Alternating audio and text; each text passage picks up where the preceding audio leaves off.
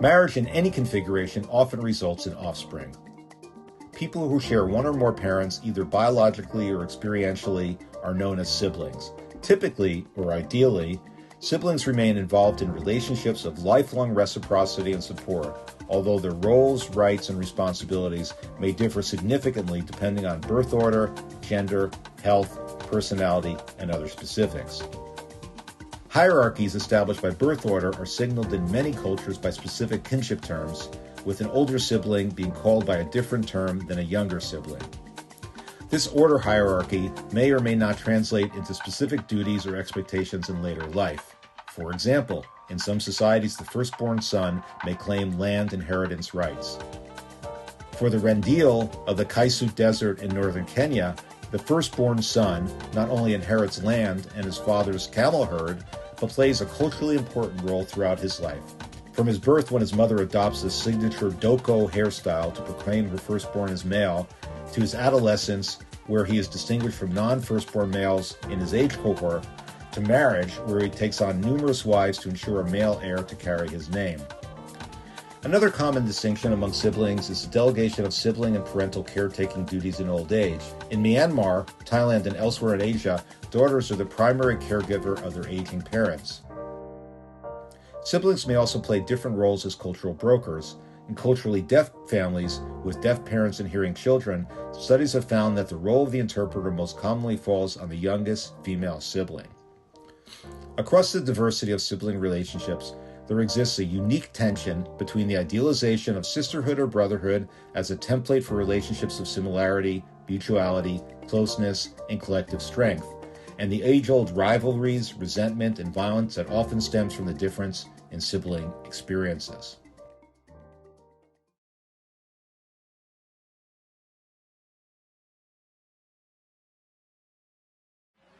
Some cultures recognize certain kin relationships governed by unique conventions and expectations absent elsewhere.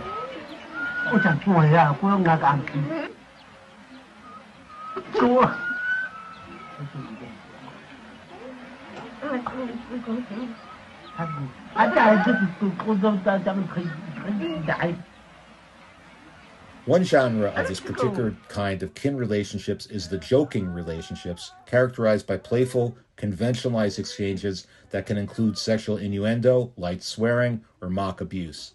Common in African and Australian Aboriginal cultures, the joking relationship often has an uncle or grandparent, can offer casual intimacy, emotional support, and release from strictures of deference and respect often required in other family relationships. In certain circumstances, the joking relationship can be initiated as a way of staking claims to benefits or resources.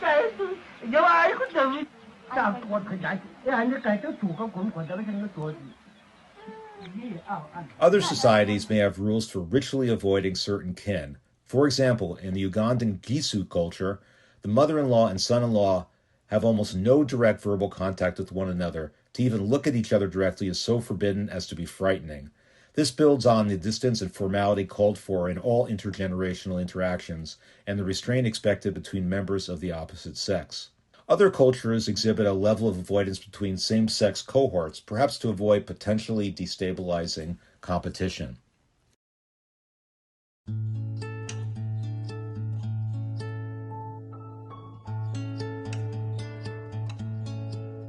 Many societies acknowledge what is known as fictive kin, which are family-like relationships or social ties not determined by blood or marriage. These ties often provide structure for mentorship and advancement in a trade or other economic benefits.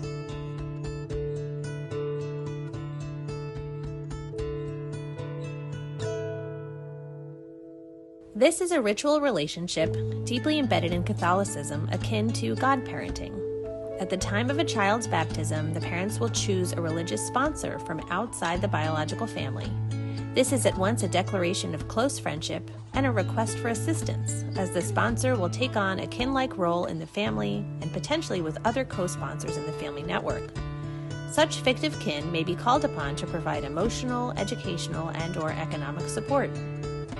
During the disrupting and destabilizing experience of immigration, where individuals may be temporarily or permanently separated from blood kin, These fictive kin networks have played key roles in providing cultural continuity, social capital, and material and economic support in diasporic communities across the United States.